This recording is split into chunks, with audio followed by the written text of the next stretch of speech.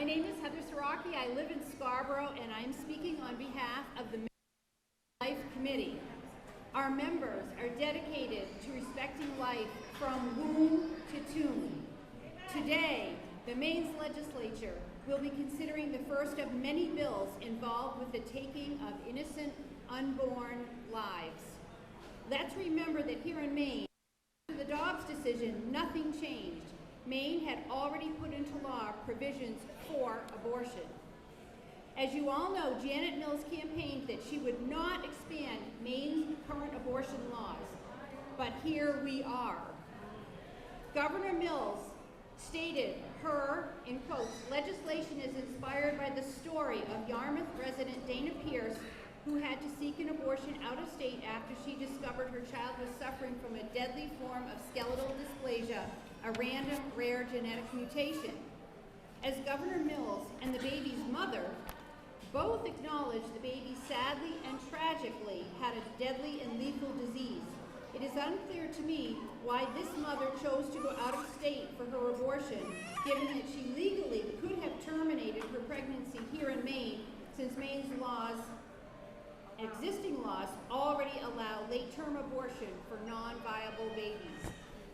Current Maine law is broad and expansive. In Maine, one does not need to be a doctor to perform an abortion.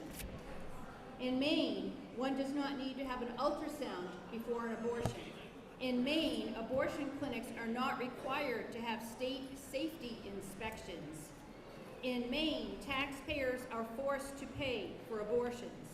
In Maine, providers are not required to have admitting privileges at a local hospital in case something goes wrong. In Maine, women may access do-it-yourself mail-order chemical abortions without ever seeing a medical provider. In Maine, there is no requirement for parental consent or notification if a teenage girl is pressured into an abortion.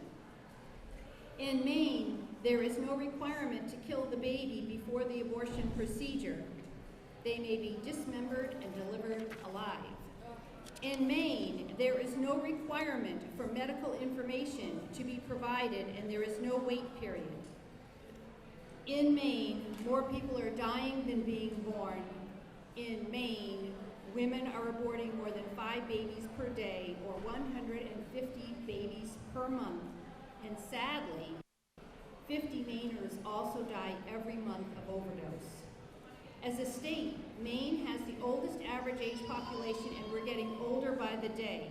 If this bill passes, it will legalize abortion to due date, many weeks past viability, for any reason, as long as it is my understanding this baffling change would result in the abortion law defaulting to Maine's generic licensing laws. In other words, if this law passes, an abortionist could perform an invasive medical procedure that involves the late-term delivery and killing of a viable baby in a dirty clinic, going in blindly without an exploratory ultrasound, and get caught with no license, but could only be charged with a low-level misdemeanor.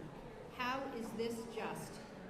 The last thing a woman facing the difficult decision should worry about is if the clinic is clean and the provider is licensed. This scenario is admittedly rare, perhaps as rare as Miss Pierce's tragic situation. This scenario should not be legal. How can anyone think this is safe? We urge the lawmakers who have co-sponsored this sad proposal to have a change of heart. Women deserve better. Maine deserves better.